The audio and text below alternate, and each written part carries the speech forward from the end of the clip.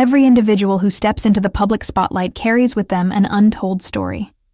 Before the polished photos, before the speeches or achievements, there is a quieter beginning that sets the stage for everything that follows. To understand Erika Frantzve Kirk, we must first travel back to those early chapters of her life, because it is there, in her upbringing, that we uncover the roots of the values that still shape her decisions today. Erika was born and raised in Arizona, a state known as much for its vast open deserts as for its resilient communities. Life in the Southwest has a rhythm all its own.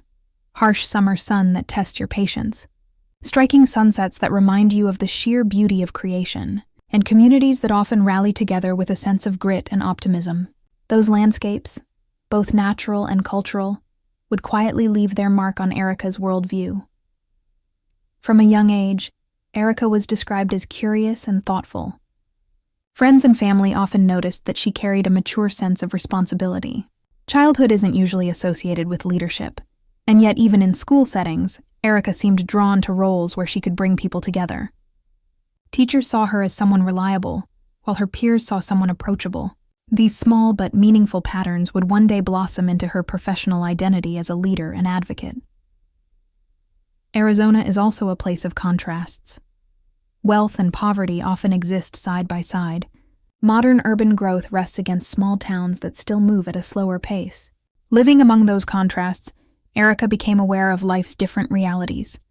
It is one thing to study community needs in a textbook much later on, but it is another to grow up seeing how circumstances can differ greatly from one family to another, or one neighborhood to the next. This quiet awareness shaped her empathy, long before she would ever use it professionally. Faith was another constant. For Erika and her family, Christian faith wasn't just a ceremonial tradition, it carried personal meaning. Attending church, being part of a faith community, and practicing values like service and responsibility became steady guideposts. Often, when people find themselves in leadership positions later in life, they look back and realize that the framework of their moral compass was assembled long before they ever realized they would be in the public eye.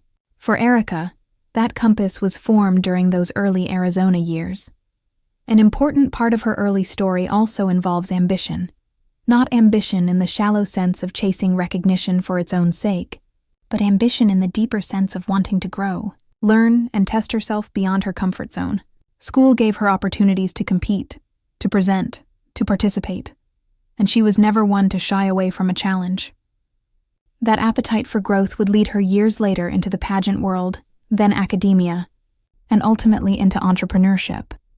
It is tempting to skip quickly from childhood to career. But the truth is, the person Erika became was already being written long before diplomas and titles. By the time she turned toward higher education, the habits of resilience, empathy, and leadership were already firmly planted. Looking back, one can see her early life less as a background and more as the foundation, like the invisible support beams of a house. The beams are never the first thing a visitor looks at, but without them, the entire structure cannot stand strong. As many young women do, Erika also had dreams about how she might contribute to the world. Some children dream of being astronauts or athletes. Erika dreamed of making an impact through connection, helping people, uplifting stories, and pursuing excellence in whichever lane she found herself. She never saw those lanes as limited to a single role. The possibility of combining intellect with creativity, or leadership with compassion, attracted her even before she could articulate it. That sense of integration, bringing together both heart and mind, would later become a distinctive part of her adult life. Arizona provided more than just a home. It provided lessons in diversity, resilience, and the significance of standing for your beliefs in a landscape that could be as harsh as it was breathtaking. It's no exaggeration to say that without those formative experiences, the woman Erika became, the entrepreneur, the thought leader, the philanthropist, would not have emerged with the same depth of vision she demonstrates today. So, as we step further into her journey, keep these early chapters in mind, because when you later see Erika walking confidently across the stage of a national pageant, or defending her doctoral research, or establishing a nonprofit, you can recognize that those moments of achievement are not isolated fireworks. They are the natural outworking of a foundation laid in childhood, strengthened by community, and lit by faith. That is the story of where Erika begins. And it is only the beginning. Every story of personal development eventually reaches the crossroads of learning. Formal learning in classrooms and libraries, but also the more subtle lessons gained by observing, struggling, and persevering. For Erika Frantzve Kirk, education was not merely about grades and diplomas. It became the arena where her natural curiosity for people, her empathy for communities, and her hunger for growth all found a structured canvas to expand. To understand Erika's educational path, we need to appreciate first how she viewed learning itself. Many people see school as a series of hurdles: complete an assignment, pass a test, earn a certificate, move on. But Erika saw education differently, as a way to open doors inward as much as outward. It wasn't just about obtaining letters after her name. It was about cultivating the mindset, the skills, and the wisdom needed to serve others in an impactful way. Her higher education journey began with the typical nervous excitement that most young students feel. But while many peers were focused on checking boxes, Erika was already thinking about leadership. Not leadership as a title, or as the trappings of authority, but as the deeper responsibility of guiding people in healthier, stronger, more purposeful directions. That idea, that leaders should serve and elevate rather than dominate, became the heartbeat of her studies. Universities are often described as microcosms of society. Within those hallways and lecture halls, you meet people from different backgrounds, beliefs, and ambitions. For Erika, that environment was invigorating. It provided exposure to a huge range of perspectives and sharpened her understanding of human dynamics. She was fascinated by the way people organized themselves, how decisions were made, and how change could either inspire or intimidate groups. By the time she pursued her advanced degrees, Erika was already leaning toward the field of leadership and organizational change.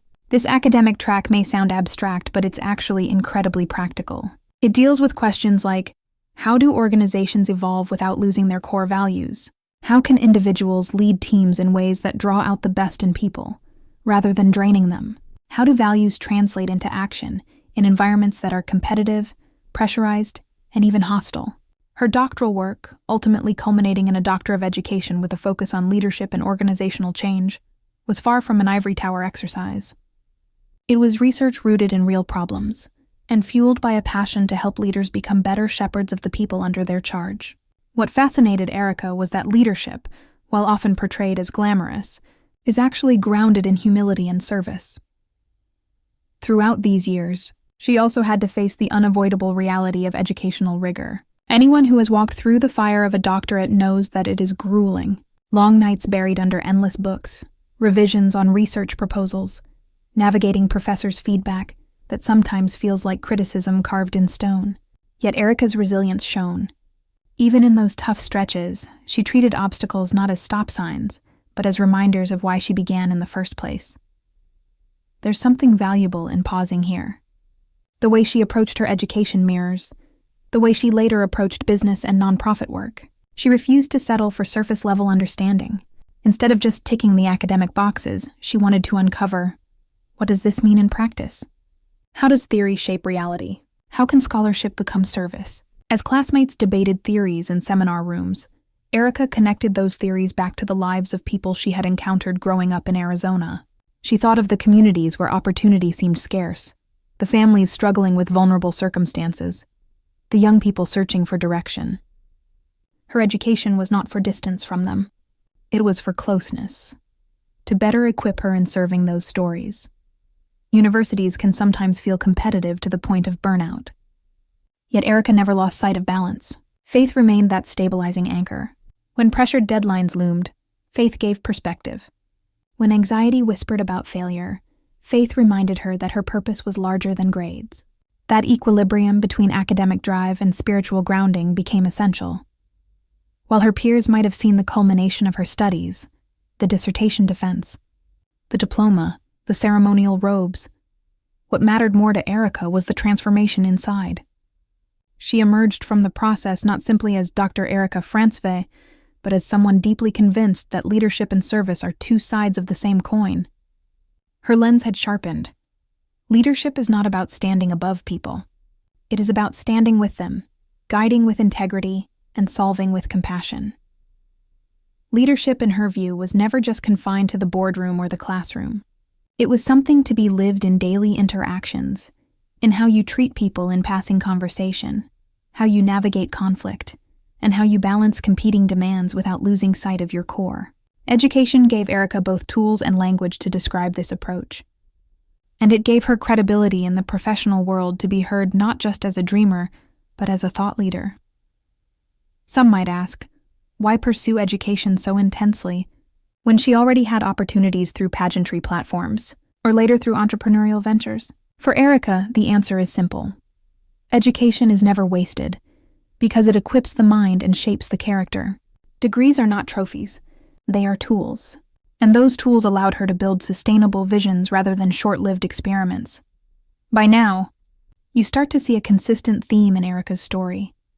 Each step she took, whether it was competing in Miss Arizona, studying theories of leadership, or later starting a business, was not random. Each step reinforced and expanded the others.